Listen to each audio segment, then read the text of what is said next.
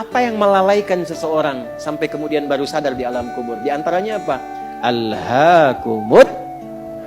Nah, terlalu tertambat hatinya dengan dunia.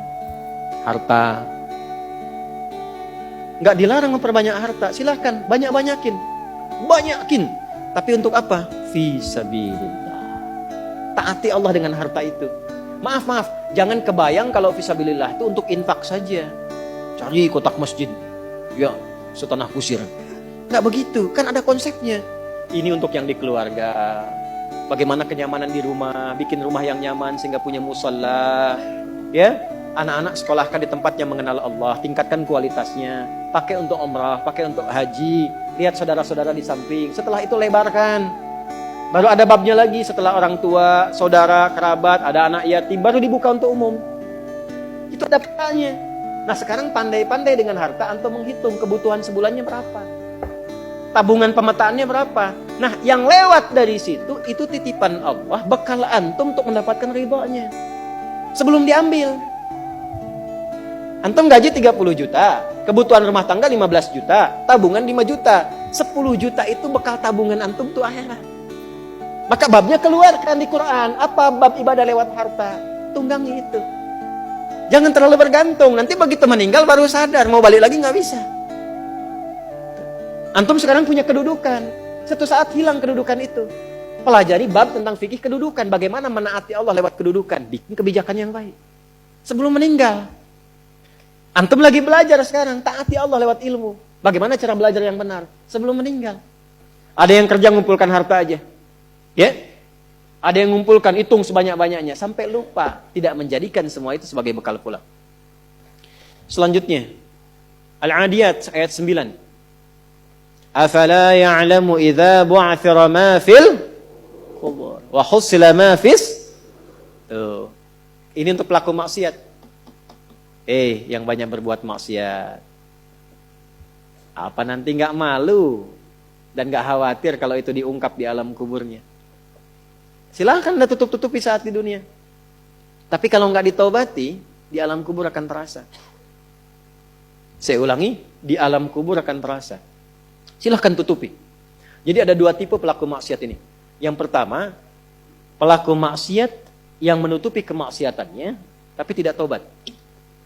Ya, awas, ini tipe pertama. Yang saya maksudkan pelaku yang tidak tobat ya, bukan yang tobat. Jadi pelaku maksiat, dia sadar dia maksiat. Dia bisa tutupi dari manusia, tapi dia pilih nggak tobat. Nah ini nanti akan diungkap di alam kubur dan diberikan satu muqaddimah azab nerakanya. Yang kedua, pelaku maksiat yang sadar dengan maksiatnya dan secara terbuka dia bermaksiat karena merasa kuat dengan menunaikan atau mengerjakan perbuatan maksiat itu.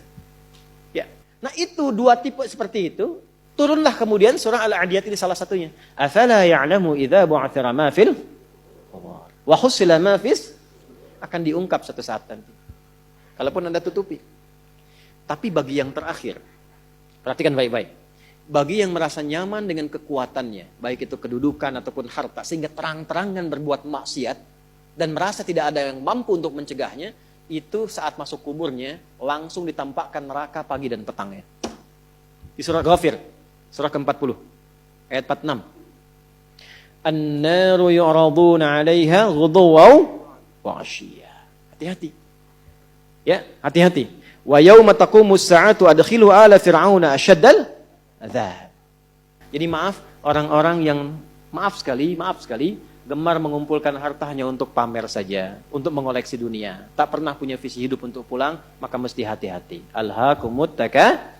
Orang yang maksiat terbuka nggak mau sadar mesti hati-hati, ya, karena cara pulangnya itu berbeda. Teruskan.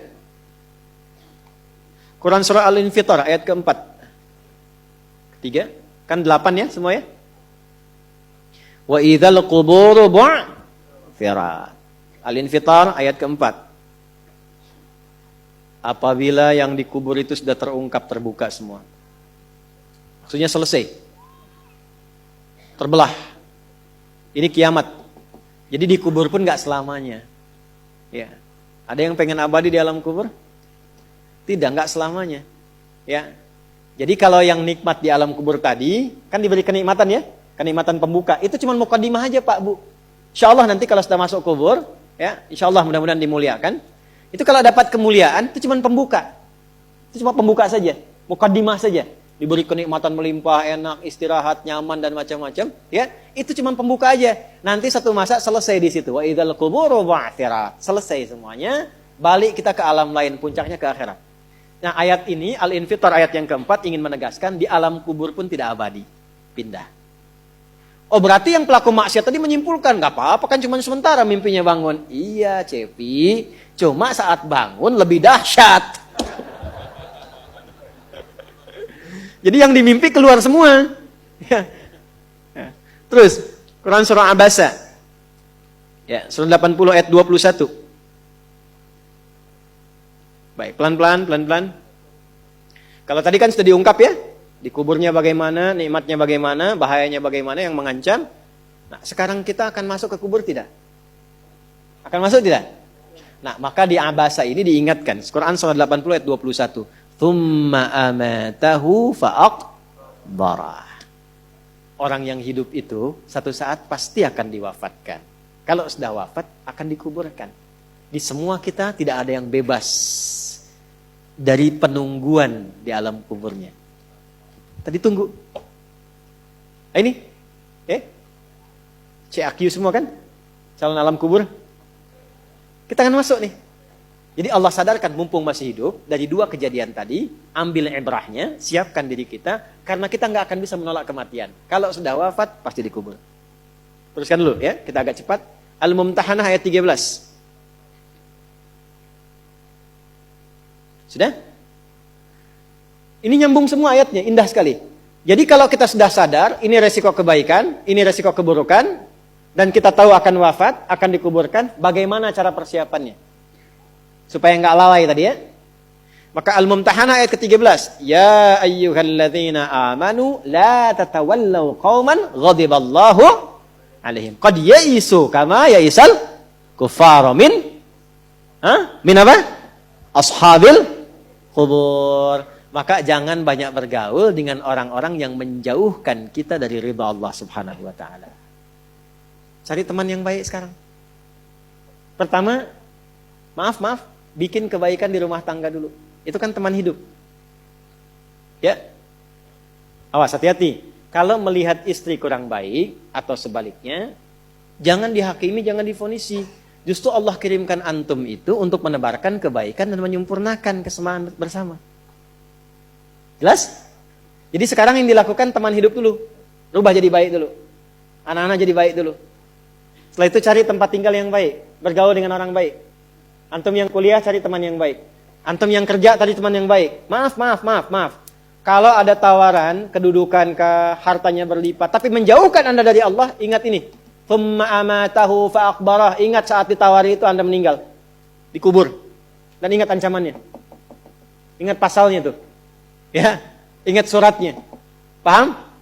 Nah, karena itu, masukkan ayatnya, jangan sekali-kali, menjadikan keadaan di sekitaran kita justru memperkuat datangnya ancaman Allah dan nestapa saat kembali ke alam kuburnya. Bahkan orang-orang yang tidak beriman pun, yang buruk pun, yang beriman tapi maksiat pun, itu sejatinya ketika temannya masuk ke kubur gak mau ikut-ikutan. Makanya disindir oleh Allah. Hei, kamu ini sadar gak sih? Orang yang mengajak kamu maksiat itu, lihat temannya meninggal pun, temannya wafat pun, dia gak pengen ikut. Kadang-kadang dia abaikan.